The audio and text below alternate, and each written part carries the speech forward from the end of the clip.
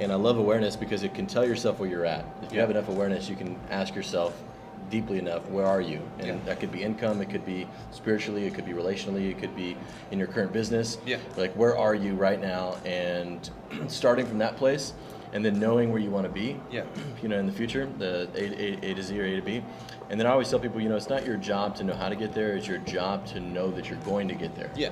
And the same thing, I mean, like, I'm pretty honest, like, I feel that my life at this time and place is lacking of personal relationships, but I'm not talking about friends. I'm talking about somebody that I could spend the rest of my life with.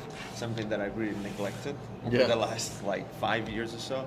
I've always been very focused on my business and growing and being selfish. You know, at the same time, I've been selfish, and I didn't care about that much of having somebody that I could build something together. So right now I'm starting to feel that need, and I immediately identified that. But still, like, when I do my weekly reviews on Saturdays, like, and I kind of like tag what I'm getting on, what I'm improving on the relationship side of things, and I have this scale from 1 to 10, relationships still falling for a long time, maximum 3 to 4. 3 to 4. Because I don't put effort in it. Yeah. You know what I mean? Like, I talk to, you know, potential soulmates and stuff, but then like I realize it's just a waste of time. So like, you know, that's why I kind of like very, very low on my priorities. Of course, it has to be. In the beginning. And on the spiritual level, it's the same thing.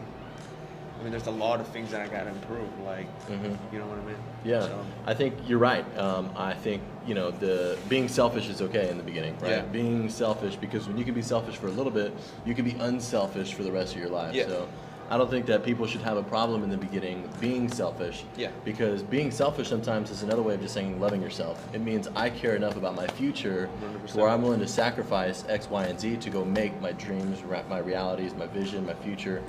All happen and stuff. 100%. And that comes with awareness, right? Like what we were talking about. It comes with having that sense of business maturity about not your future, but also your current circumstance. And then, like we were talking about earlier, the teams, right?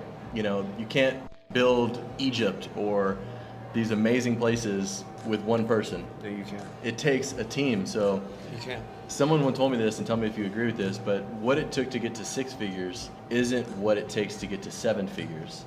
And what it takes to get to 7 figures isn't going to be what it's going to take to get to 8 figures. Meaning, like, there's levels to this stuff. 100%. So 100%. speak to that for a second. How important is a team and building the right team in that 7-figure, 8-figure dream team, and not doing everything yourself?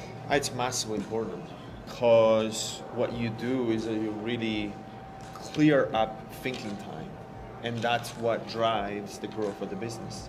Because thinking time, that's awesome. Stay on that right there. Like, it's a thinking time, like, it's the most important thing you can do.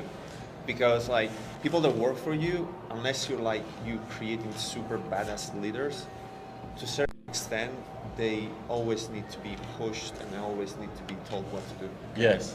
So totally like you're the leader, so you have to set up the guidelines that they have to follow, right? And also the thinking time allows you to understand, like, the people that are working with you, trying to understand their background, and also like meeting with them halfway, because you're the owner of the business and you care about that, like your family, your baby, it's your baby, like, you know, it's your thing, and it's not the same thing for other people. So, and you gotta be okay with that, 100%. But the thinking time is literally when you sit down in your office, in your apartment, and you just like you walk in the past and see what happened in the business over the last month, over the last quarter, and like make kind of like a mental map and understanding like what happened in the business. You know, like, you look at your numbers and you see how many calls you closed, you see how many products you sold, all that kind of stuff, and trying to understand with your actions what was the output of it, you know what I mean? And then trying to understand like the dynamic of the teams and see how you can improve it, or because at the end of the day, like, you need to shape yourself to be a great leader. I believe that really that probably 0.1% of people are born to be like super great leaders.